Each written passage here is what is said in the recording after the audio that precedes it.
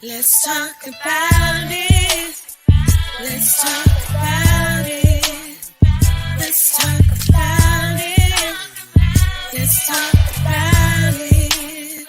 Let's talk about it. Let's talk about it. On the Vera Thomas Show. Let's talk about it. Yeah.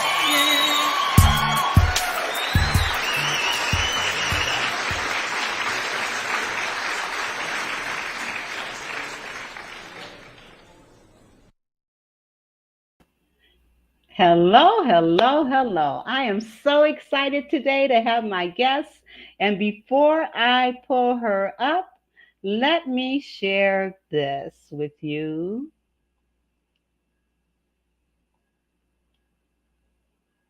It's coming up. Hi, I'm Ayo Haynes, and I am an award-winning real estate broker, best-selling author, certified mentor, and also a trailblazing single adoptive mom.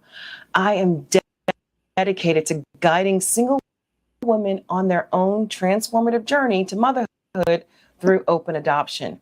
In my free Single Women's Adoption Blueprint, I share actionable strategies and wisdom to help women just like you navigate the open adoption process with confidence while building a strong support network and cultivating a loving home for their child. In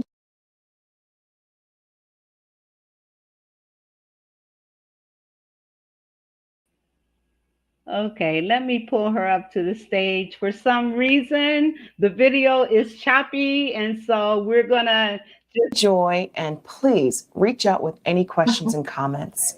I'm still talking. I know you are, but I just It's okay. I can do the whole thing myself. yes. Well, I'm getting ready to. I just removed it from the stage. I mean, from the studio, and what I am going to do is just read portions of your bio. Ladies and gentlemen, I introduce to you Ayo Haynes. She is a pioneer to open adoption and a powerful advocate for single women pursuing motherhood.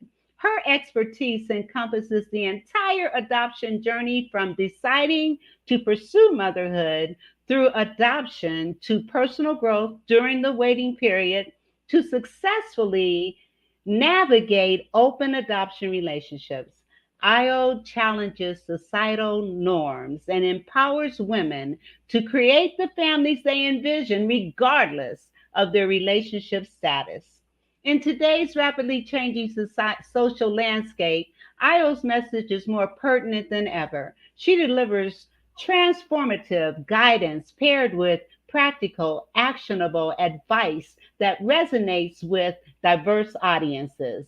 Her approach to adoption and parenting is holistic, emphasizing not just the practicalities, but the critical role the early years play in shaping a child's mental, emotional, and spiritual being. Drawing from her personal experience as a single adoptive mother, Io advocates for a nurturing environment that transcends basic physical care. She addresses the whole child. That's what I'm talking about.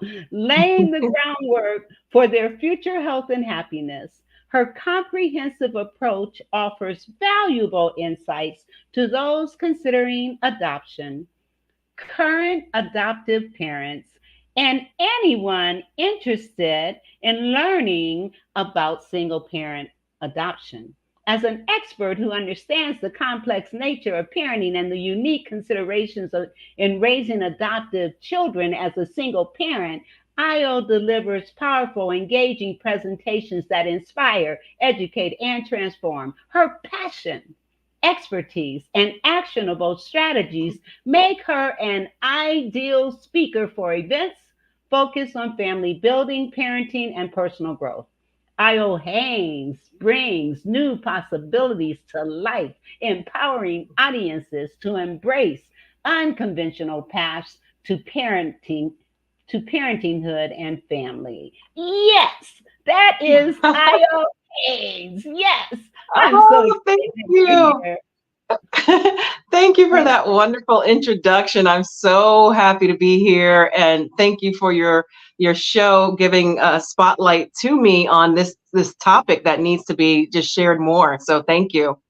yes, now we didn't have a lot of time to talk prior to the show, so there was a couple of things I didn't tell you that may surprise you. But anyway, I am going to give you the floor. And I would like for you to take some time and talk about your journey as a child. What was your childhood like? How did it shape you and mold you and help you to be the person that you are? What was the purpose and the passion that drove you to adoption? So I'm going to give you the floor and let Okay. you talk. I'm actually glad that we didn't have a lot of time to talk beforehand, because a lot of times all the good golden nuggets get left before we start, like get left in the green room. So this is good. So I'll tell you about myself. I grew up in New York City, the daughter of a single mother. My parents were married, but my dad was a jazz musician, an international jazz musician. And unfortunately, he chose his career over family, and he was gone a lot. And it just led to a separation that eventually led to a divorce. So I grew up with my mother and her brothers and sisters who came around her to really give her the support that she needed as a very young mom of 21. So my mom was this dynamic woman. I didn't realize it then, of course, but later, as I look back over her life, I'm going, wow, this was an incredible woman who had such strength of courage and just who she was. So, she was had a child early, just like many women in that time period in her early 20s. Um, Marriage broke up, unfortunately, and she had to get a job. And she started working at a hospital in New York in their labs. And from there, she put herself through community school and eventually through her getting her BA. And then, I'm getting older and she's still going with her education. She ended up getting a PhD in divinity. That's how amazing this woman was, that put herself through school through this whole period. And, at, when I was in high school, she finished her master's of divinity then and became a pastor. So I'm a late in life pastor's kid, right? I'm a preacher's kid, but I came to it later in life, and that might be a good thing. But Yes. I grew up in the church every Sunday. My mother grew up in the church from, every sacrament that you can think of. And she was actually the first African American woman ordained in the Presbyterian Church. So she was a trailblazer. She was making a way for other women who were following in her footsteps, but didn't quite know how to do that. And I guess, I look back and that's how I am now. I am setting the path for other women to feel comfortable doing it. And I'm by no stretch of the imagination the only person doing this and being a single mother, but it's not talked about as a viable option to become a mother. And I think that is what is really necessary today. What else can I tell you? I grew up playing sports. Sports was very important to me. Education, as you can imagine, with my mother having all these degrees. So I was a jock, but I was also a smart jock. And I got a scholarship to college in Boston and got my MBA in 5 years. So it was a 5-year BA MBA program. So I just accelerated everything, which is kind of my personality, right? I don't just take things on a little at a time. But I always, from the very beginning, imagined myself as a mother. I always wanted like 4 kids, husband, picket fence, dog, cat, you name it. I wanted to be that house where everybody came to, and my children's friends would just call that place home. And I say that when in my 20s, I was having fun. I was acting. I was traveling around the world. I was on a TV show on a network that was just launching. I wasn't really thinking about kids. I wanted one still, but there was plenty of time. And then when I got into my 30s, I was building my real estate career. I had transitioned from acting more into real estate because I am a businesswoman, always have been entrepreneurial. I get that from my grandmother, who was, by the way, 4 feet tall, 4 feet 5 inches tall, would go deep sea fishing, catch a load of fish, bring it back in Harlem, fry it up and sell it. And that's what she did. And, it's amazing that in that time period, we're talking like the early 50s, 60s, this was a woman who was doing it. And she might have run a number or two in her Harlem neighborhood too. You get where I'm saying, what I'm coming from. Like, I come from a line of really strong women, not to say that I don't come from a line of strong men too, because my father was an incredibly strong man. He taught himself how to play the saxophone and actually created a whole career out of it internationally. So, I get it honest from both sides. But well, you know what? Kudos to you. And I'm going to let you finish. Go ahead. Yeah, no, I was just going to bring it back around to my 30s. I was like building this real estate career. And then when I looked up, Vera, I said, oh my gosh, I'm in my 40s. How did this happen?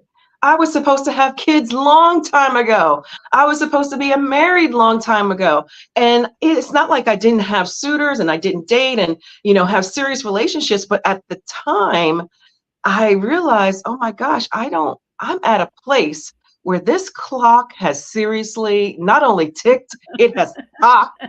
And I don't have a boyfriend nearby. And I had done something that I think a lot of women do, right?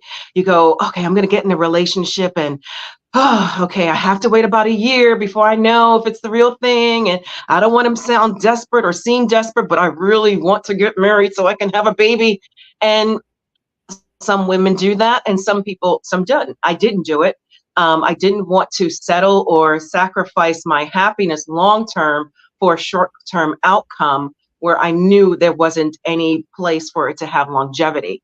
So I looked around and I started asking, what can you do? Well, obviously I can do IVF or IUI. I started fertility treatments without a partner. I was looking at sperm donors. I also was looking at people in my circle going, who could I ask to be the father of my child? And if they are in a relationship, how would that question go over with their spouse? Not well. And if they aren't in a relationship, but they feel stronger about me than I do about them, what kind of hiccups is that going to cause? And if I want to raise my child a certain way and they want to raise the child another way, are we going to have this fight? And so I said, you know what? I'm going to do this on my own. I had come from a mother who had, raised me by herself, obviously with support, strong support, but that's the route I took. However, I took it for maybe 5 years, spending thousands of dollars on IUI and IVF treatments because they're not cheap. And, remarkably and sadly, my mother passed away in 2014. And it was a declining kind of disease. She had stomach cancer. And I watched her, try to be strong throughout it. But there was one key day that I remember very vividly. This is at a time, if you've ever been with a person who is actively passing, right? They don't talk that much. It's a lot of sleeping. And I would just lay down next to her and I would just lay there. And one day at that time, she opened her eyes and she was just looking at me. And I knew the end was close. I said, Mom, you know how much I want a child. When you go to the other side, when you go to heaven, please just hold on to that baby until I'm ready. And Vera, she just looked at me with deep knowing and no words at all. And she closed her eyes and went back to sleep. So I can fast forward to say to you that was the most trying and joyful year of my life, because that same year she did pass away. But 10 months later, I was holding a baby girl in my arms that I had adopted. Yeah, that the birth mother had chosen me. 10 months. And I knew God had his hand in this, because the birth mother's due date was exactly 10 months to the day of my mother's passing. Oh And I my said, God. oh my And you know God. what? I'm getting so emotional right now. Oh my Yeah. God. I said, Oh, oh, I said, she went up there and she pled my case to God, and just knew that this is something that I not only wanted, but I needed, because she and I were best friends. We lived in the same building. Like, this woman had to kick me out of her house at 26 because she was like, look, you need to grow up. And so, and what did I do? I moved 10 floors above, right? I mean, I just was like, all right. So we were so attached, and we traveled together, talked together. I'm an only child. So, it was a relationship that I absolutely wanted to duplicate with my own children. And that's so, wonderful. yeah, so that's me in a nutshell. And obviously there are finer points to the whole, how the adoption process turned out, and how I got there in Well, record we'll talk time. about that. We'll Yeah. talk about that. I just want to, first of all, my condolences. I know Thank I you. lost my mother she was 44 when she died. And Um, so that's- I can empathize with you. And I know when you talk, what brought tears to my eyes is when you talked about laying beside her. And I remember doing the same yeah, with my, not only my mother but my sister. I lost both my sisters, and the one, I laid there beside her, several times, and just, so that just brought that back to me when you said that. yeah, um, but your story is absolutely beautiful. And the fact that you had a mother that was a role model for you, and a grandmother who was a role model for you, is wonderful. And you are so blessed and so fortunate, because there are a lot of single mothers out there that are at their wits' end, and they don't know how to parent in the way that's going to bring a child to become the type of person that you are. And it's not their fault.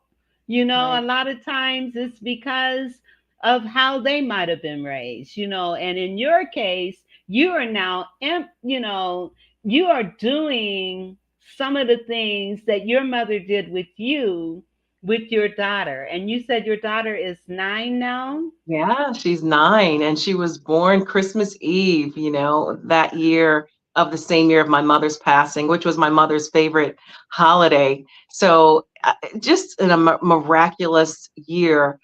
Like I said, challenging from the beginning, from 2014, the beginning of 2014, and then you get to, what do they say? Joy comes in the morning, right? Yes, It it comes, does. it comes Yes, in the it morning, does. almost a year later, right?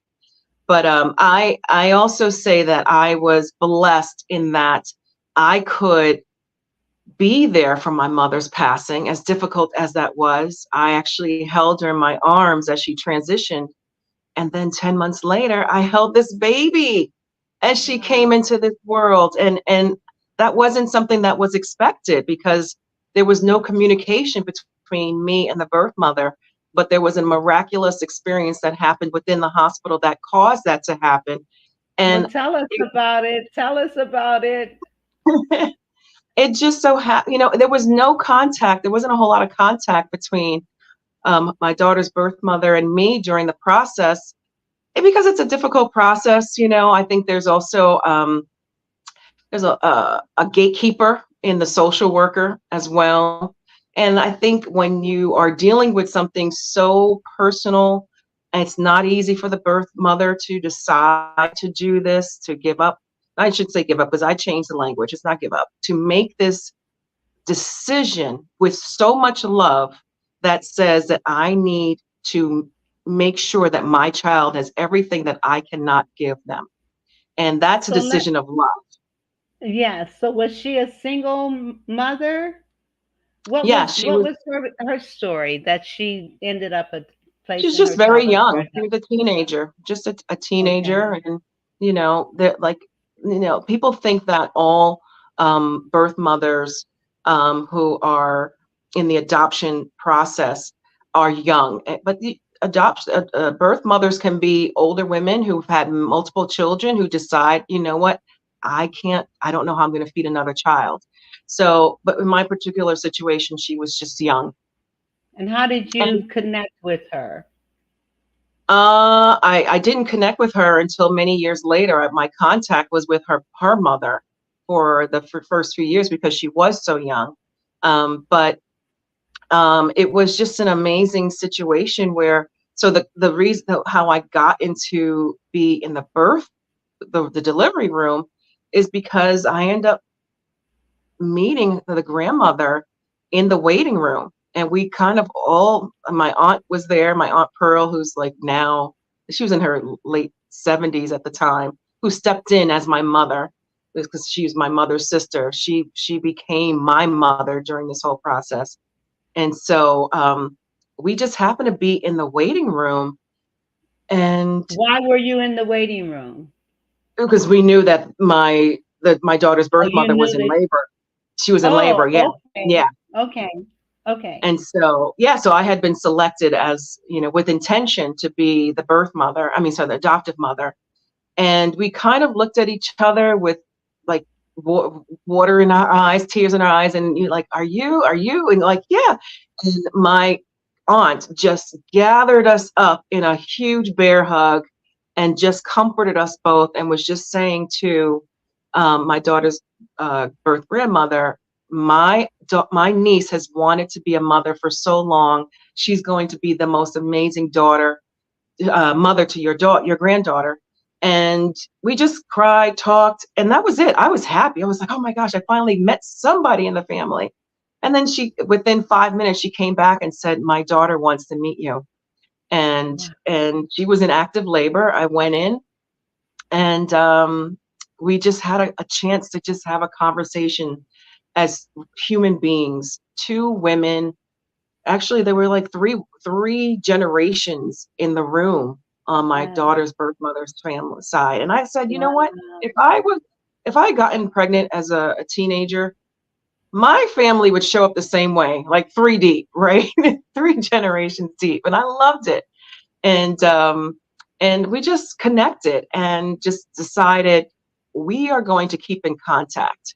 And that's what she asked me. She says, do you mind if we keep in contact, with separate from the social worker? And that turned out to be a key decision. And we just kept texting each other. I would send photos, and it just developed. And that's why I can honestly say that I went from a place of not wanting an open adoption because of all the stereotypes you hear, and oh my gosh, this is going to happen and they're going to want to take the baby back and this, that, and the other. And it's kind of like it's given to you even when you go to the agencies. But the agencies are encouraging it, but you just hear all of this misinformation about adoption. That's why I'm here, to change how people think about adoption and what it means to be adopted and to be adoptive family, the adoption triad, which is the birth mother, adoptive parents, and the child. And so Okay. we came together, and 9 years later, we celebrate my daughter's birthday, and the day we met, like pretty close to that day of her birthday. And it's been wonderful. And again, I went from a place of like, no, no, no, I don't want to keep in touch with the other side, to like, this makes absolute sense. This is the healthiest thing for my child, for her to know both sides of the families that loved her from the beginning. One Okay. family that loved her enough to say, I want more for you. And from my side of the family, we're like, you have always been here. And I always say that my daughter is born in my spirit. I didn't carry Oh. her physically, but I carried her in my spirit. And so let me ask you, so all throughout your daughter's life, her mother and her grandmother have been a part of her life? To a degree, yes. I mean, it's not like it's every single day, but there's a app we meet up. She knows who they are. She gets to look in their faces and see who she looks like. She has a stuffed animal that she's named her birth mother's Wow. name. I mean, yeah, I mean, it's just an extension, and is that as she gets older and the relationship changes, there it will evolve too, and she can spend more time. My thing about open adoption, right? There's no, just like adoption, period. No two adoptions are the same. Right. Um, and so you, with even open adoption, you want to use good judgment, and not every situation is going to lend itself for open adoption. However, I do believe with the right structure and the right guidance, the right coaching, and the right mindset, you can go for that, even to whatever little degree, and it will be helpful to the mental and emotional and spiritual health of the child. And Okay, there's so no I have shame. some questions to Yeah, ask you. There are various types of adoption. yes. I would like for you to talk about the various types of adoptions. And if you can, share the pros and cons of each, that would be great. Yeah, so most people think of adoptions, and basically before the 80s, the 70s, and the 60s, and much earlier, adoptions were closed. So that's what most people think of, closed adoptions, where there is no information that's being shared. The information is held by an organization or a charity in some file where the key may have been thrown away and locked up, and you just don't know. And I think those situations are the toughest, because you Yeah. have zero information about where you come from and who your family is, or the circumstances around your birth. And I can And just imagine I know, I'm sure it leaves such a void in adoptive children who become adults and still don't know their history. And it absolutely. sounds and seems like that is a great disservice. But I guess there are, and I not only guess, I'm sure there are reasons why closed adoptions are exist. So can we talk Well, about some of the reasons why yeah. it I might be think, a closed? I mean, it's very rare that there will be a closed adoption these days. It just, there are That's so good. few. Yes, it doesn't lend itself to the health of any people in that triad. So the closed adoption, it was just what they did back then, right? It was a Right, because they custom didn't that know wasn't, better. they didn't know better. They thought they did know better, but it wasn't better. It Yeah, was something that will, like you said, leave people with a lot of questions for the rest of their life. And that's not to say that there aren't people who don't know that they, or did not know that they were adopted until much later in life, which I think is also yes, very problematic and yes, something that could be avoided. And yes, I think that is not the best way to go about things. Um, then there's semi-closed, where you kind of know some information, but there's no interaction. You may know your mother's name or your father's name, but that's it. And you would have to then go and try to find them and get more information. The majority of the adoptions are open. However, people are not exercising openness within that terminology.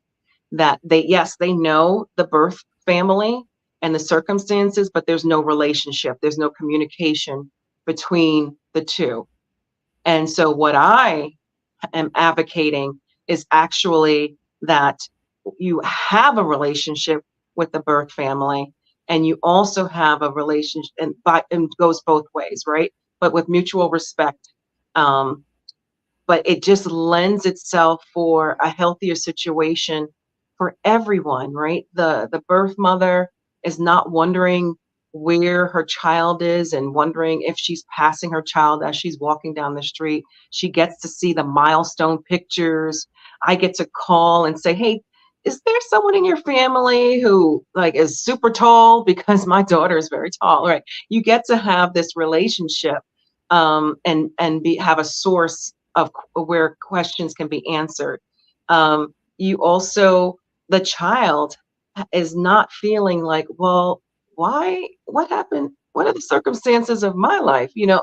It's just from a very early age, I was very frank, and there was nothing about frank. I just said, I couldn't have you physically, so God provided a woman to have you for me, and I am so grateful for her. And she was like, oh, okay. And so if you treat And it, how old was she when you shared that with her? maybe 2 or 3, you know. Okay. But Okay. it's one of those things where if you don't make it a big deal, it's not a big deal.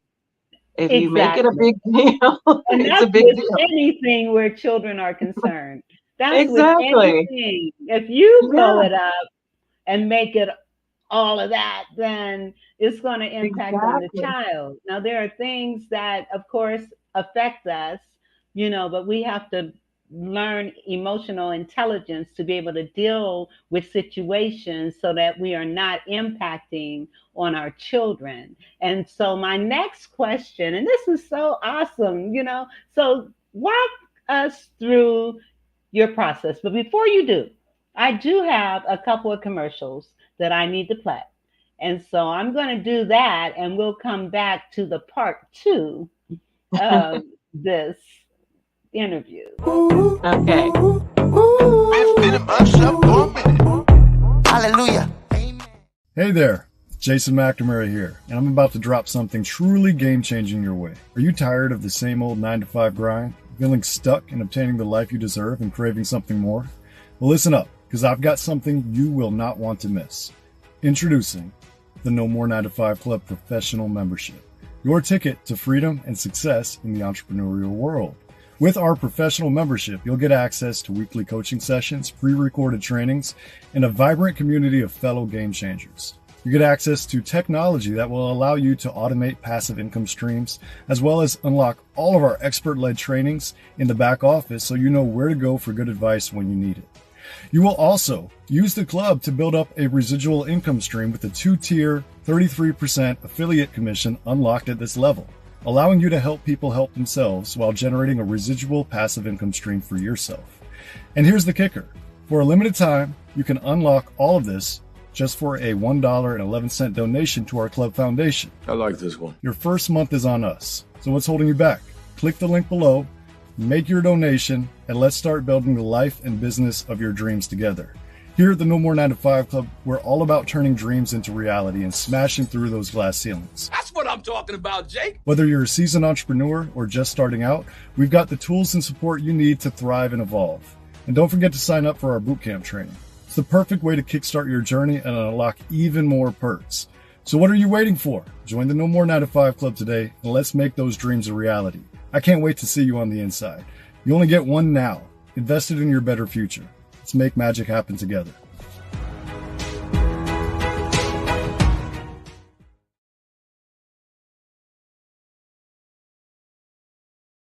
No more 9 to 5. Let me tell you, this is a great organization with like-minded people who are living or pursuing their purpose and their passion. There's the boot camp where there's all kinds of trainings for personal development and professional development.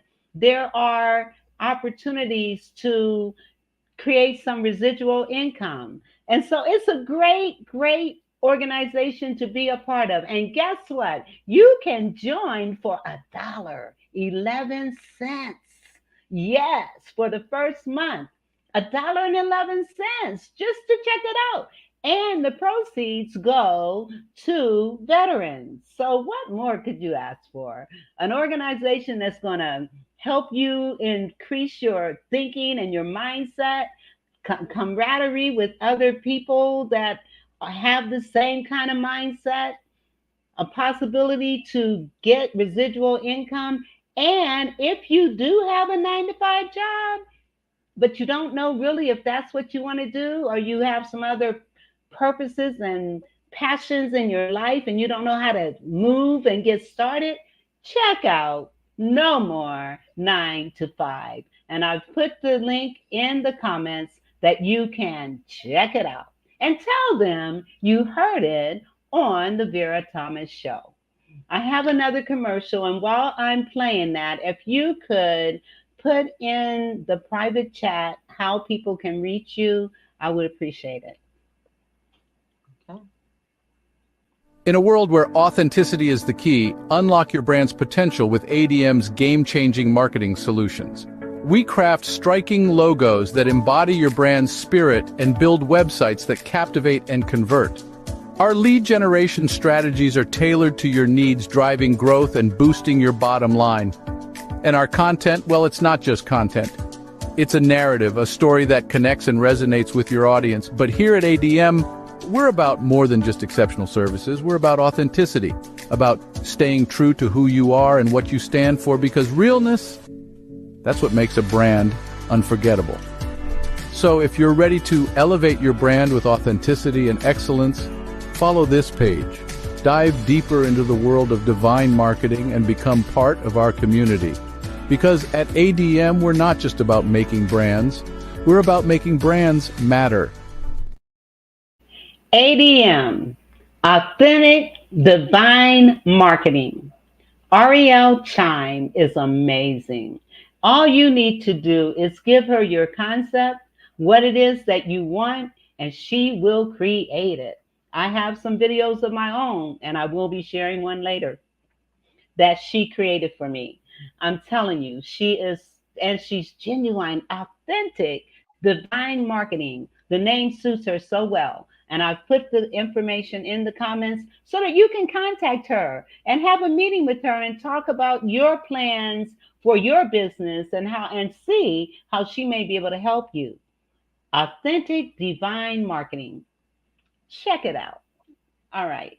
Now, let's get back to you. I do have some other commercials that I need to play, but I want to take this time to continue to chat with you, and let's talk about Ayo Haynes. Yes. Okay. And let me put your information in the chat so that people will know how to get in touch with you. And also, okay, so Ayo, I asked the question before I did this. Do you remember what the question was? You were talking about emotional intelligence, which I love because I just finished a course about that. And it's just making sure that we are not doing things that cause us more harm or our loved ones more harm, when we can just have a conversation and be truthful, right?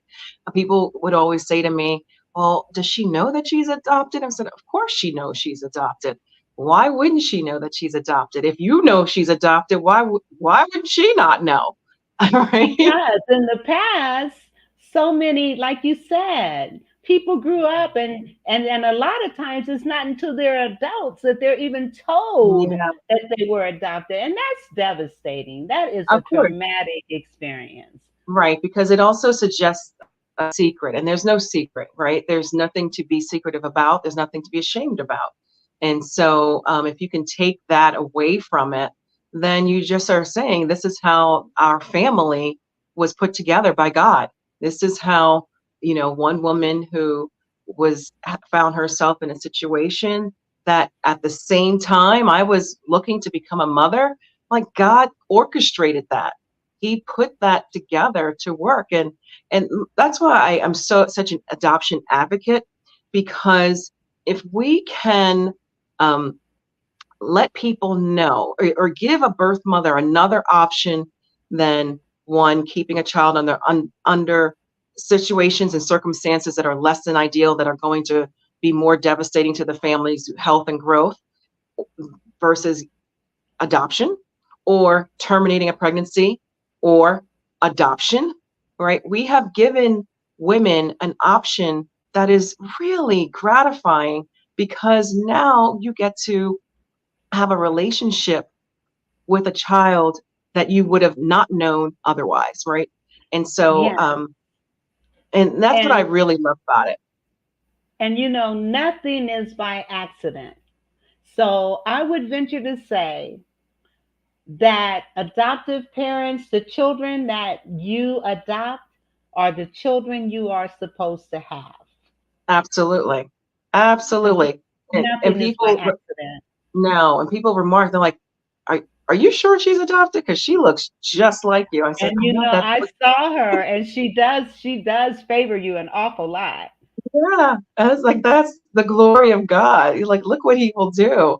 And so it's one of those things where we are all adopted into God's world anyway. We are all adopted from the beginning. Let's just start there, right? That is the absolute truth. And so, why is adoption this foreign thing that happens over there? Or, oh, because she couldn't have a baby, or she couldn't get a man, or she found herself in a situation, like all of these things. And no, right? Yes, We and are that's called to be there for each other and to adopt into, we were adopted into God's own family. yes. And one thing that I noticed as you were sharing your story, you're not only beautiful, you're not only intelligent, you're not only smart, but you're also wise.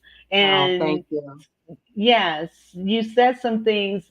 For example, you mentioned you had some thoughts about, should I meet somebody and connect with them, or should I go to someone that I know and connect with them? But then you processed it and thought about what the ramifications might be if that happened. And Right, so to make the decision, the bottom line is you wanted a baby, and it really didn't matter how you were going to get it, but you knew that there were ramifications with certain choices. So you right, chose this route, which was the best thing for you. And that right. is just wonderful. And we also know that you are a realtor. And I do want to kind of talk about that just for a minute.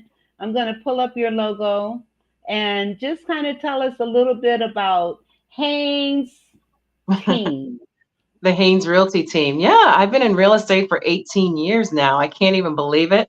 It started on the set of a commercial and for Marriott Hotels. I was there doing a weekend long shoot and met another actor there who was disappearing between takes.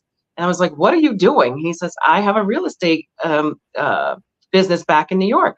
We became friends and I started working for him. And 18 years later, here we are. Never saw that coming, but it was also God ordained because actually, you make decent money in real estate, depending on where you are. And I've been blessed to have accolades in real estate. Like I've been on HGTV selling in New York and received national awards, but it also gives me the opportunity to pick my daughter up from school and to also take her to school, right? I can make my Yeah. own schedule. So there's that flexibility. And that was what I didn't have growing up because my mother had to work as a single woman every single day, 9 to 5. That generation, you worked 9 to 5 and you stayed in a job that you hated for 40 years until you retire because that's what you had to do, right? I Yeah. have a different option, and the next generation will have a different option.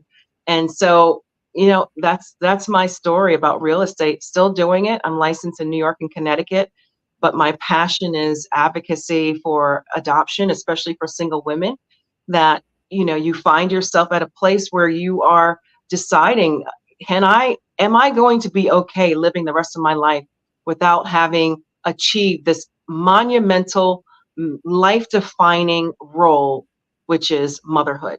And for me, the answer was no. I was not going to be okay with it.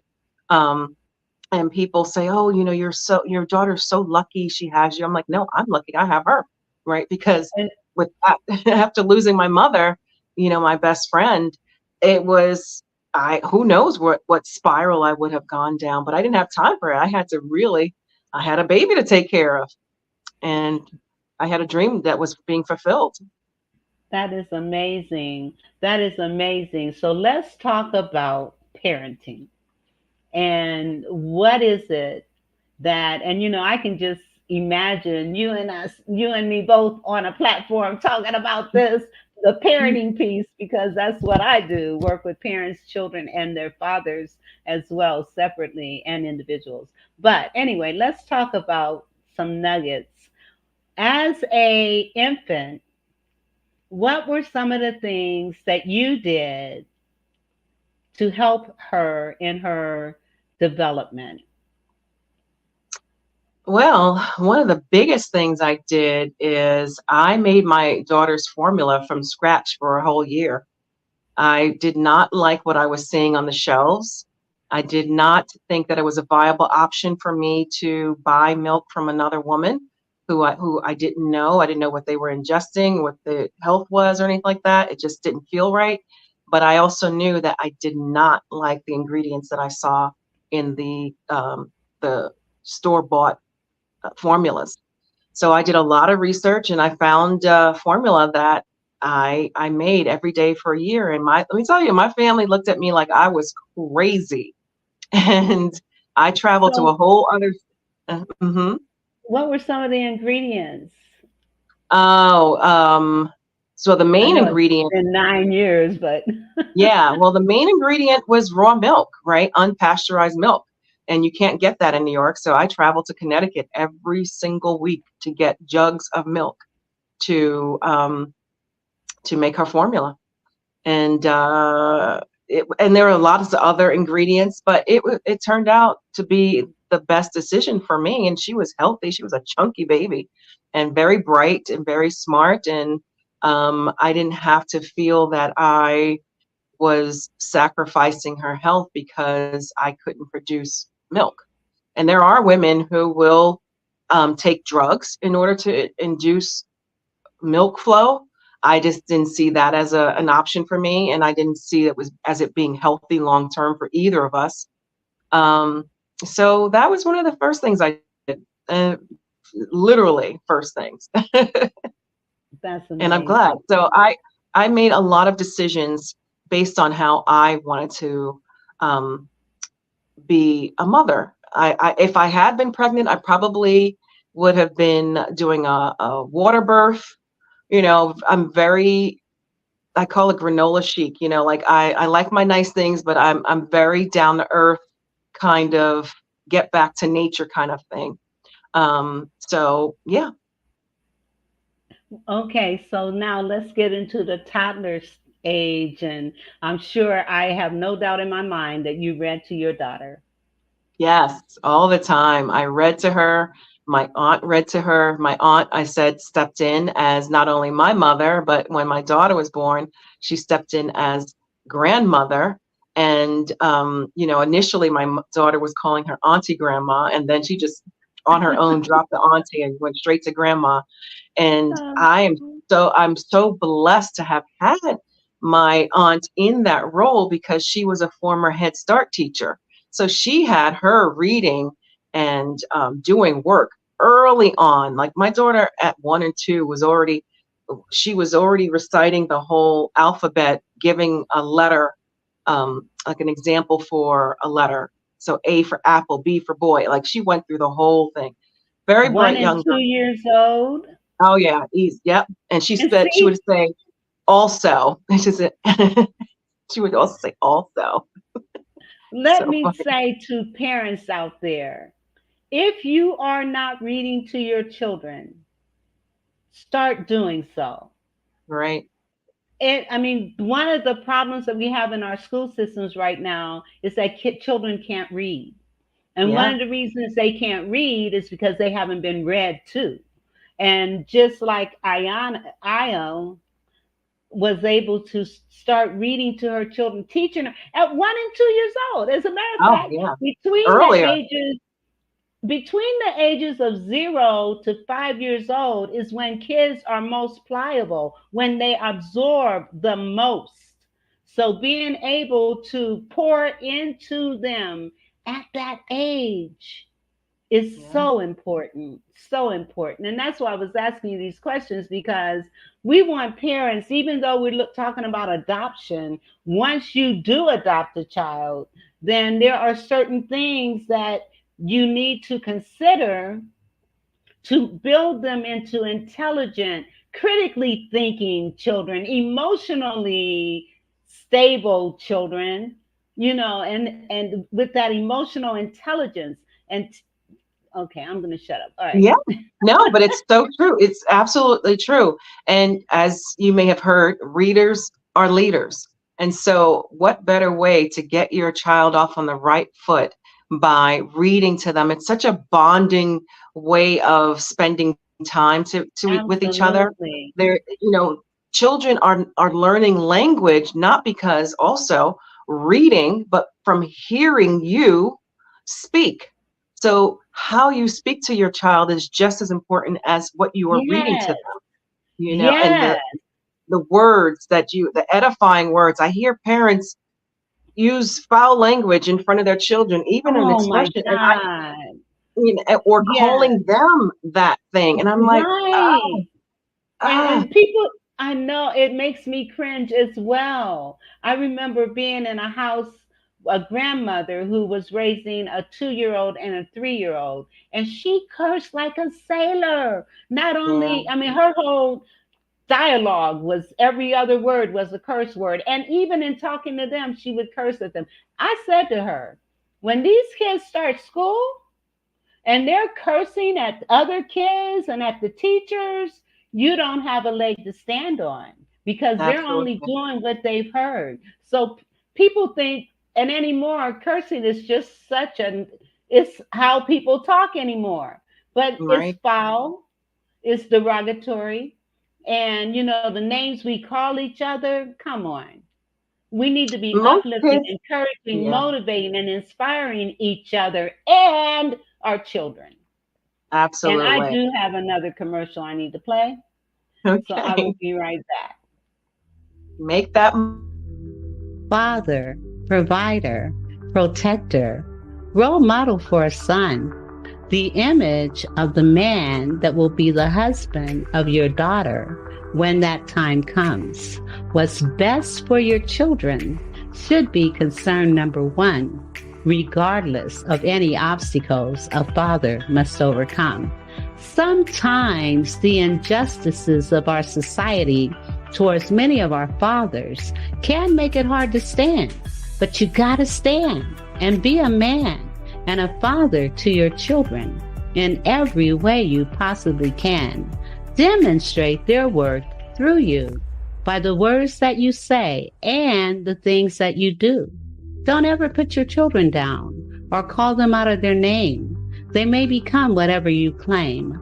Lift them up to higher ground. Let their inner beauty be seen, be found. Show them and tell them how special they are. Be the light. Be the light. Be the light to take them far. Show them and tell them how much you really care, and let them know no matter what, you will always, in all ways, be there. Pray that our fathers will be guided by the light to lead their children in the ways that are right. My name is Vera Thomas. I am a certified ICF coach, a speaker, a trainer, author, and poet. Okay, I don't need to. Oh, what happened? I lost her? Oh my goodness, she'll be back. Let me tell you, I am I've developed a program based on that poem and research. I've developed a comprehensive mastermind for fathers. Many people ask, well, why should a father come to your mastermind? Because number one, I've been very involved in the fatherhood initiative for close to 20 years. I raised a son as a single mom, and he's one of the most positive sons people you'll ever meet. I kid you not.